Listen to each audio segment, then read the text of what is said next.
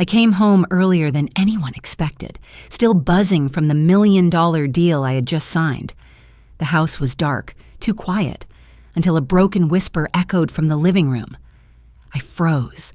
It was Ethan, my husband, the man who once promised to protect me, on his knees, begging over the phone for money. His voice cracked with desperation, a stranger's name slipping from his lips. My chest tightened as I realized the life I thought was mine might have been nothing but an illusion, and the betrayal I feared was only just beginning. The conference room had still been buzzing when I walked out, my signature fresh on the $1 million contract that everyone said would change the future of the company. Colleagues clapped, cameras flashed, champagne corks popped, and for a brief moment I let myself believe it was all real. The perfect culmination of years of sacrifice. At 35, I had clawed my way to a place most women in my position were told was unreachable. Tonight, I was supposed to celebrate.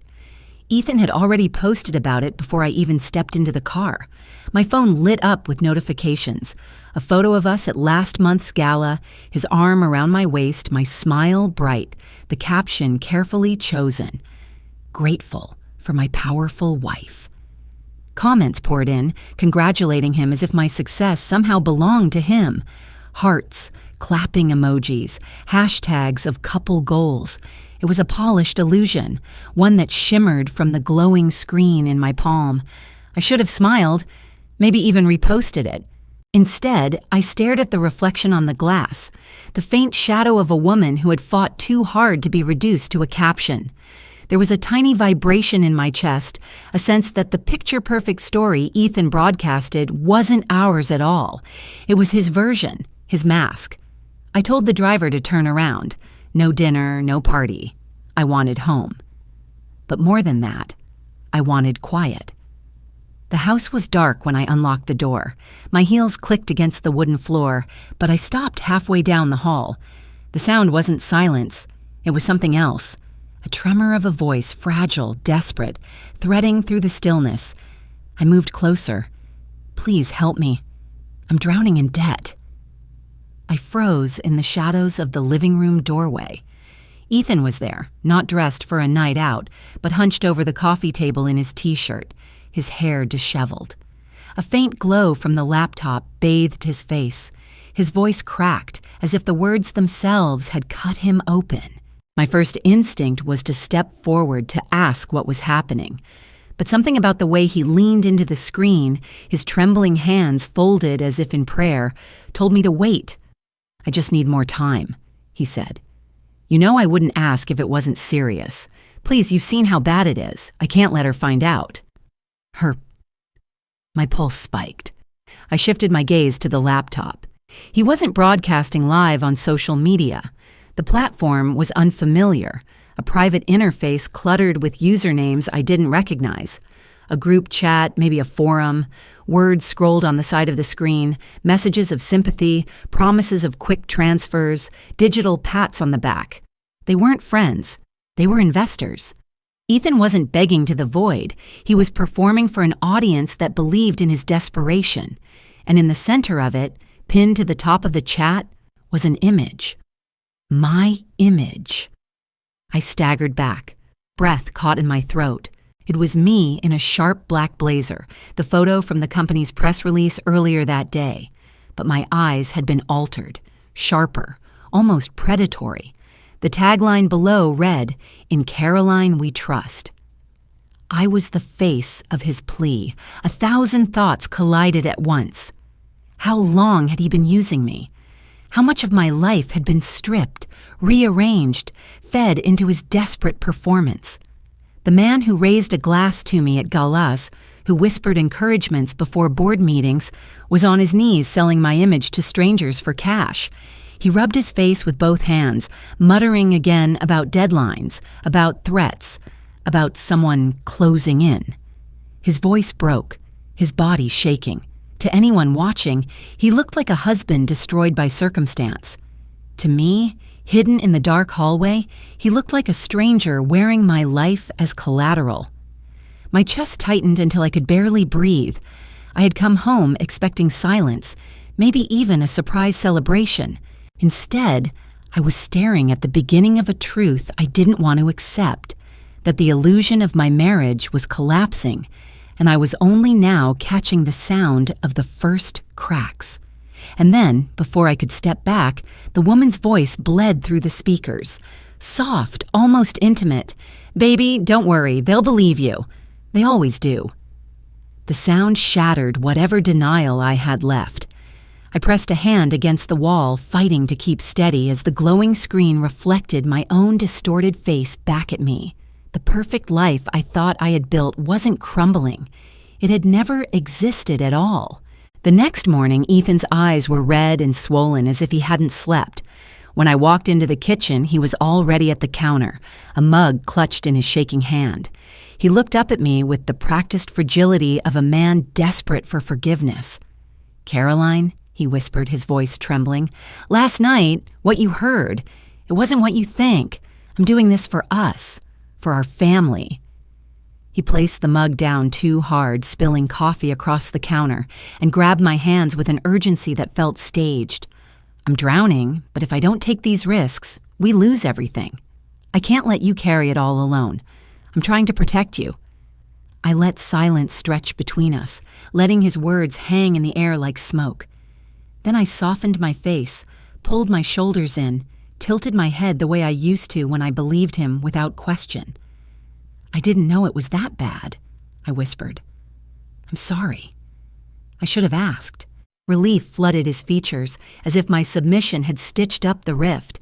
He kissed my forehead, murmuring promises about turning things around. To him, I looked like the weak wife who needed saving. But behind my calm nods, my mind was sharpening like glass. If he thought I was a shield, I would let him believe it, long enough for him to drop his guard. Later, when he stepped into the shower, I opened his laptop. The passwords weren't hard. He had always underestimated me, thinking I never cared for the numbers. Within minutes, I was staring at bank accounts that made my pulse spike. One account was in my name, though I had never opened it. The balance, negative $300,000. My breath caught, the numbers blurring in front of me. Loans, interest, withdrawals, every transaction tied to my identity, not his. If creditors came calling, it would be my reputation, my company, my future that burned. I closed the laptop as the water shut off upstairs. I knew then, Ethan wasn't drowning. He was holding me underwater with him. For the next few days, I played the role flawlessly. I let him believe I was fragile, that I wanted to help but didn't understand enough to interfere. I cooked, I nodded at his excuses, I pretended to accept his late nights hunched over the computer. But while he believed he was weaving another illusion, I was pulling at every thread. The first break came in a series of encrypted emails I traced from his accounts. They weren't just conversations with anonymous investors. They were updates sent directly to his father and younger brother. The words were cold, transactional. Transfer approved under Caroline's name. Risk is minimal. She believes nothing. Continue forward. I felt my chest hollow as I read line after line.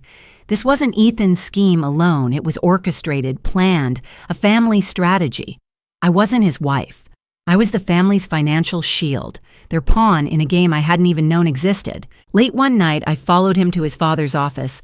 I lingered outside the heavy oak door, the voices muffled but sharp. Ethan spoke quickly, nervously, while his father's tone carried the weight of command. "She's asking questions," Ethan said. "I think she suspects." His father's reply was calm, calculated, a blade hidden in velvet. "Then remind her why she married you. Fear is stronger than love."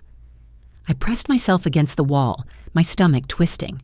Their words were confirmation of every instinct I had tried to bury. And then, the voice that carved itself into me, low, deliberate, each word a hammer, driving the truth into place. She was never a wife. She was an investment. I nearly stumbled backward, my hand clamped over my mouth to silence the gasp clawing its way out. The air in the hallway felt thinner, the walls closer. In that moment, the perfect life Ethan posted, the family dinners, the polite smiles, they all fractured into something grotesque. I wasn't loved. I was owned. And ownership could be traded, leveraged, discarded. I walked away from that door with my pulse thundering, my mind burning with clarity. The illusion had shattered completely. The game they thought they controlled was only beginning. I used to think Ethan's affection was effortless. The flowers that appeared in my office on stressful days, the surprise dinners after long meetings, the quiet whispers of, "I'm proud of you," before I walked into negotiations. These gestures once felt like proof of love. But after what I had heard outside his father's office, every memory twisted into something sinister. The flowers always came with a request for my signature. The dinners were followed by documents slid across the table. His whispered encouragements now felt like cues in a performance. Words rehearsed to soften me before the trap closed. The flashbacks came in sharp flashes, each one slicing deeper. The time he convinced me to sign off on a loan just to help the company's cash flow. The time he told me he couldn't attend an event because of urgent work, when in truth, he had been meeting his father's attorney. The patterns aligned with cruel precision.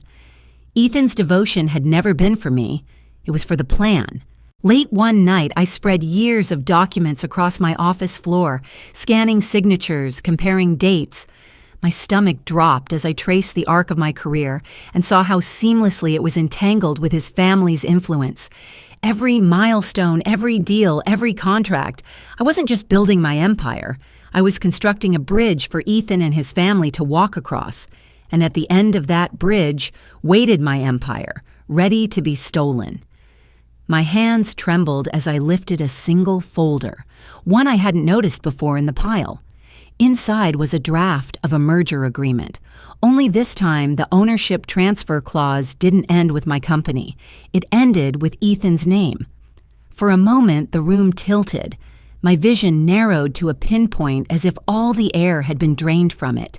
10 years, a decade of sacrifice, of battles fought, of nights without sleep, of blood and sweat poured into something that bore my name. And in a matter of signatures, some real, some forged, it could all be ripped away. I pressed my palms against the table, forcing my breath steady. They hadn't won yet, not until I saw it signed and sealed, but Ethan was already slipping. He had grown careless in his arrogance, certain that his mask no longer needed to hold. That night, when I confronted him in the living room, his eyes didn't even flicker with guilt. "Why?" I asked, my voice a low tremor. "Why me? Why now?" He smirked, a cruel twist that made my stomach churn. "Caroline, you were never my partner. You were my golden ticket." The words landed heavier than any blow. My chest tightened, heat rising behind my eyes, but I refused to let the tears fall. He leaned back against the sofa, relaxed now that the truth was out. "You really think you built this empire alone?" he continued. "You built it because we let you, because we needed you. Every deal, every investor, you had us standing behind you. Without us, you're just another ambitious woman they would have chewed up and spat out." His words cut deeper because there was a sliver of truth buried in the venom. In the early years, I had leaned on his introductions, his family's connections. But what he didn't realize was that I had taken those scraps and built something beyond their reach. Still, the revelation of their control was undeniable. His father, his brother, even Ethan, they had never seen me as a wife or even a woman worth loving. I was leverage, a pawn dressed in power suits paraded in front of investors to give their schemes credibility. I thought I had reached the bottom of betrayal, but I was wrong. Days later, while combing through another stack of documents, I found it, a finalized contract, stamped, notarized, with my signature sprawled at the bottom. My chest tightened, bile rising in my throat. I had never seen this contract before, never signed it. The agreement transferred controlling interest of my company to a holding entity, an entity owned by Ethan's family. The figure was staggering, millions wrapped neatly in legal language. And there it was, my name, my signature, the evidence of consent I had never given. My knees buckled. For a long moment, I sat on the floor, the papers trembling in my hands. Somewhere in the house, Ethan was laughing, his voice carried faintly down the hall, as if mocking me through the walls. Everything I had built was hanging by a thread, and with one forged stroke of ink, that thread could snap.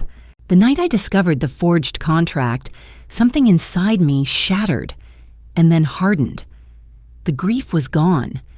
In its place burned a clarity so sharp, it felt like fire in my veins. If Ethan thought I was a pawn, he had underestimated the woman who had built an empire from ashes before. I would not let them take me down quietly. I called no friends, trusted no colleagues. Instead, I reached out to a discreet legal strategist, someone who had spent her career dismantling corporations from the inside. We met in a dimly lit cafe, our words low and deliberate. I handed her the documents, each one heavy with betrayal. She scanned the pages, then looked at me with eyes that gleamed like flint. "They've built a cage around you," she said, "but every cage has a weak hinge. We'll find it, and when we do, the whole structure collapses." For weeks, I played my role at home, silent and subdued, while my true plan unfolded in hidden offices and encrypted servers. Assets I had spent years accumulating began to slip quietly out of Ethan's reach, reassigned to a new company under my full control, shielded by layers of legal armor. Every night he boasted of his progress, laughing over the future he thought he was about to inherit. And every night I smiled, nodding as though the mask still fooled me. But I wasn't his wife anymore. I was the fire rising from their ashes. The day the first blow landed, I wasn't there to see his face. My lawyer called me, her voice steady. "It's done. Every share, every property, every account tied to you. It's all moved. He won't find a trace." That evening, Ethan stormed into the house, his phone clutched tight, his face drained of color. "Caroline, what the hell did you do?" His voice cracked, not with anger, but with panic. I raised my eyes from my book, calm as still water. "What's wrong?" He thrust the screen in my face, filled with alerts from the bank. Accounts frozen, assets gone, numbers erased as if they had never been his to begin with. His hands shook. "This was ours. Mine. How could you—" The corner of my mouth curved, not into a smile, but into something colder. "You thought I wouldn't see the bars of the cage you built, but I did, and now I've broken them." He stared at me as though seeing me for the first time, the realization dawning too late that the weak wife he had controlled was gone. But it was only the beginning. Days later, I released the evidence. Bank records, contracts, signed agreements, all of it laid bare, proving that Ethan and his family had used my name to front their schemes. The world that once applauded their power turned on them overnight. Headlines screamed betrayal, fraud, deception. Their empire, built on manipulation, cracked beneath the weight of exposure. The family scrambled. His brother vanished from the public eye. His father held frantic meetings with attorneys. But their empire wasn't crumbling. It was imploding. And then came the twist I never expected. A letter slipped beneath my office door, unsigned. Inside was a single USB drive. When I opened it, files spilled across the screen. Emails, voice recordings, documents I hadn't known existed. A breadcrumb trail leading me straight to the heart of the family's corruption. Whoever sent it had access no outsider could have touched.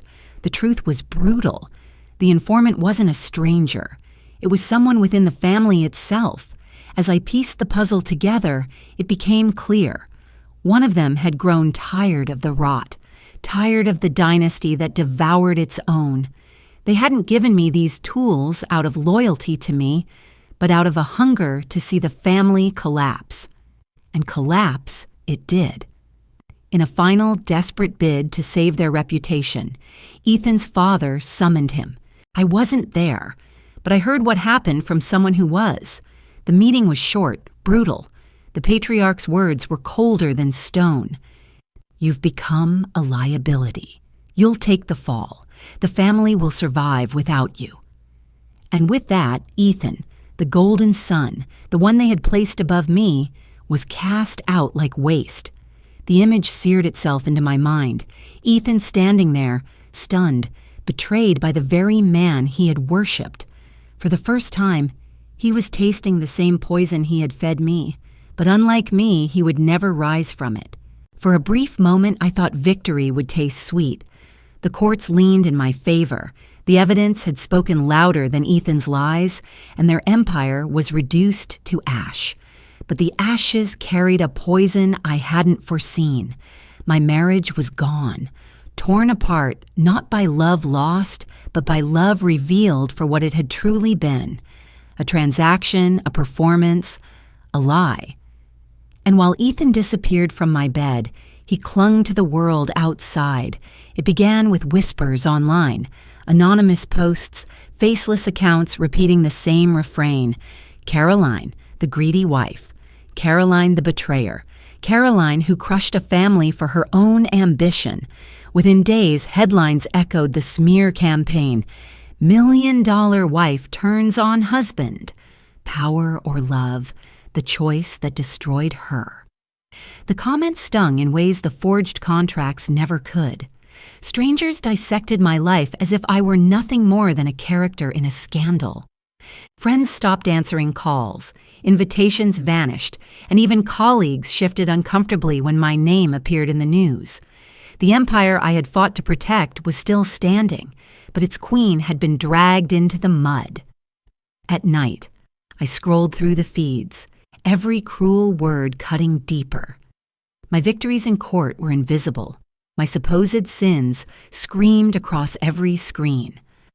I sat in the dark with the blue glow of the headlines and wondered if I had traded one prison for another, and then came the knife I hadn't expected. One evening, the television flickered onto a breaking news alert. Ethan sat before the camera, his eyes red, his voice low and trembling. He spoke not as the man who had betrayed me, but as the broken husband abandoned by a ruthless wife.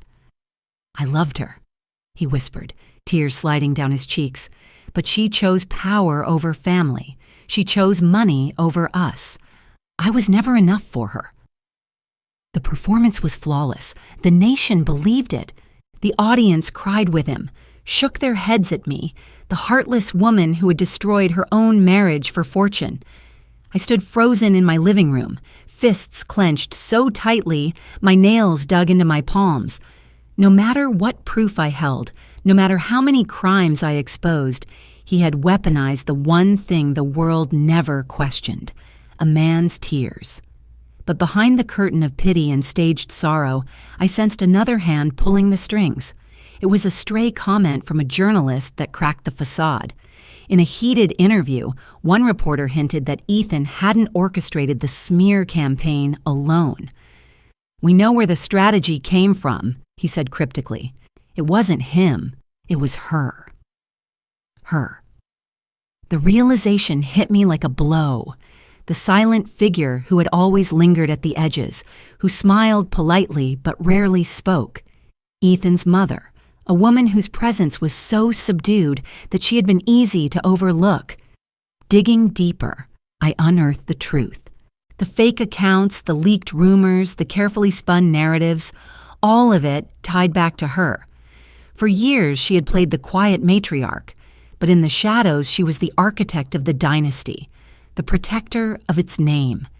Ethan and his father had been reckless, his brother arrogant, but she had been patient. She had watched me walk into the trap, and when I clawed my way out, she had been ready to strike where it hurt most, my reputation. The final betrayal wasn't Ethan's nor his father's, it was hers. She had been the puppet master from the very beginning. The marriage, the contracts, even Ethan's affection. It had all been carefully woven into a web she designed. I wasn't just a wife to her. I was the perfect scapegoat, the sacrifice she needed to shield the family's legacy. The knowledge hollowed me.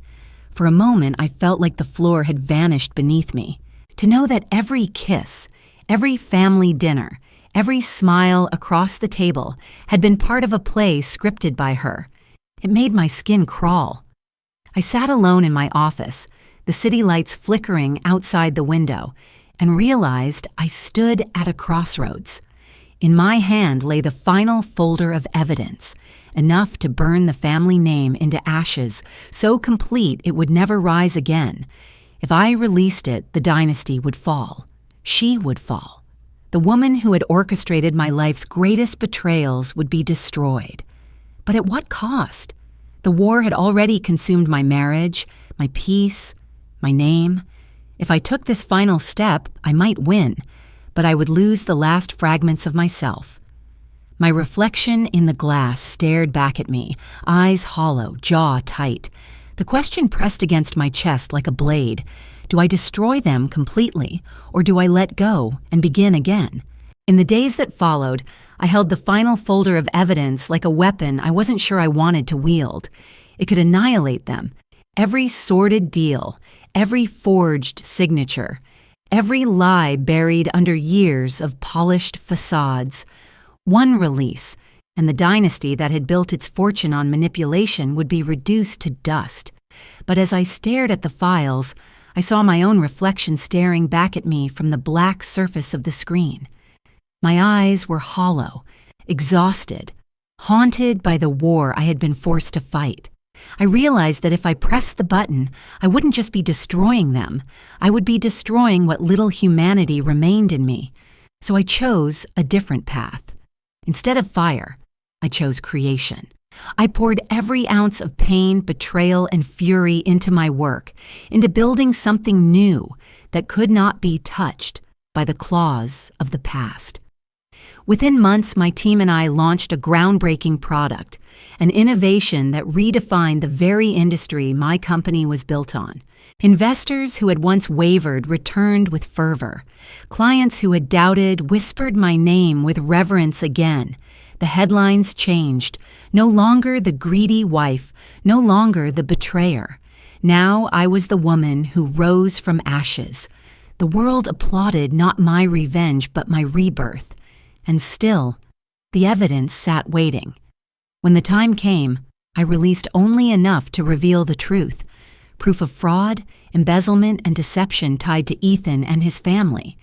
It was sufficient to ruin them, to strip their name from society's lips, but not enough to bury them alive. I didn't need to be their executioner. Let the weight of their own corruption crush them. One evening, as the news replayed their downfall, an email arrived. No subject line, no attachments, just one line of text from an address I knew by heart. Without you, I am nothing. I read it twice, then closed the laptop without replying. For the first time in years, his words carried no power. They were hollow echoes of a man who had gambled everything and lost. Months later, I stood beneath the bright lights of a stage, the sound of applause crashing like waves around me. A crystal award gleamed in my hand, its engraving simple, one of the most powerful women in global finance. Cameras flashed, voices cheered, but the loudest sound was the silence inside me, the calm, unshakable certainty that I had transcended everything they had tried to reduce me to. Later that night, alone in my dressing room, I caught sight of myself in the mirror. For years, I had looked into that reflection and seen only the cracks, the betrayed wife, the manipulated pawn, the woman who almost lost everything. But now, staring back at me was someone else entirely, not a victim, not even a survivor. A queen forged from fire and sharpened by betrayal, standing tall on her own throne. I touched the glass, a faint smile tugging at my lips. "You made it," I whispered to myself. But the story wasn't finished. At the gala's end, as the crowd spilled into the night, an attendant slipped a plain envelope into my hand. No sender's name, no markings. I opened it under the soft glow of the lobby lights. Inside was a single photograph. A boy, no older than 6, Dark eyes, a sharp jawline, a faint curl to his hair. He was smiling, holding a toy airplane, oblivious to the storm his existence might carry. And he looked unmistakably like Ethan. My fingers tightened on the photo as the world blurred around me. The weight of the future pressed against my chest, heavier than any betrayal I had yet endured. The war was over, but another story was already waiting to begin.